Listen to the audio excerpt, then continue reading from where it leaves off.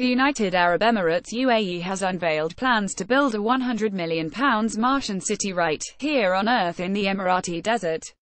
Known as the Mars Scientific City, this 1.9 million square foot complex will be completely cut off from the outside world, allowing scientists and engineers the chance to simulate what life will really be like on Mars.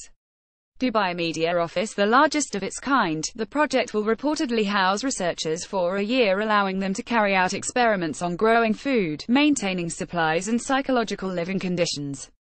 The plan is for the entire city to be completely self-sustaining so that it can accurately apply the pressures that astronauts would experience without any outside help. Dubai Media Office Mars Scientific City is the first major step in a long journey for the UAE as it heads towards its eventual goal of building a colony on Mars by 2117. The city's accuracy is crucial, so it will be built to withstand the same levels of radiation that are expected on the Red Planet, as well as containing advanced 3D printers which can allow researchers to repair their equipment or build new tools. Dubai Media Office, in addition to examining how humans might live on Mars, the UAE will also launch its first spacecraft in 2020.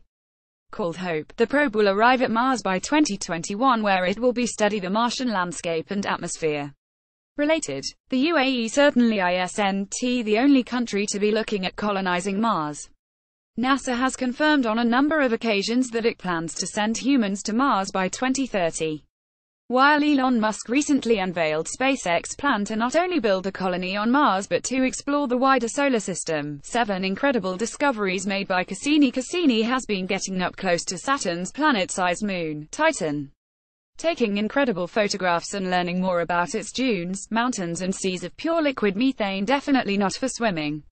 Not to mention the 95% nitrogen atmosphere. Just like our home planet, Saturn has powerful magnetic fields at its poles that create shimmering auroras, and for the first time Cassini was able to capture these incredible and pretty intimidating images of the glowing pink southern lights. Not only are Saturn's poles decorated with beautiful auroras, they also have violent swirling storms with an unusual six-sided jet stream that creates these hexagonal weather patterns. But you don't want to get too close, as NASA found the eye of hurricanes on Saturn are 50 times wider than those on Earth. Hyperion is the largest of Saturn's potato-shaped moons and is likely to be the result of a violent collision that shattered a larger object into pieces. The sponge-like appearance means it has an unusually low density for such a large object, about half that of water, and any material that comes into contact with it gets blown off, never to return.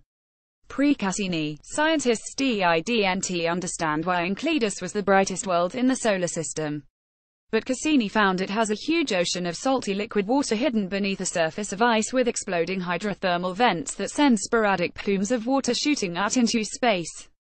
It is also one of the most promising locations for extraterrestrial life. Saturn's twattened moon, Lepettus, is surrounded in a cloud of reddish dust that gets swept around in orbit, giving it a hellish color. But that's not the strangest find. For the first time, Cassini photographed a topographic ridge that runs along the equator. No one knows yet whether this is a mountain or a crack in the surface. Cassini's final mission has required getting closer to Saturn than ever before, dropping from a normal altitude of 1 million kilometers above to just 120,000 kilometers. Although this did require Cassini to enter a death plunge and sacrifice itself, it has also resulted in the most intricate images of Saturn's B rings ever recorded, clearly showing the spiral density waves.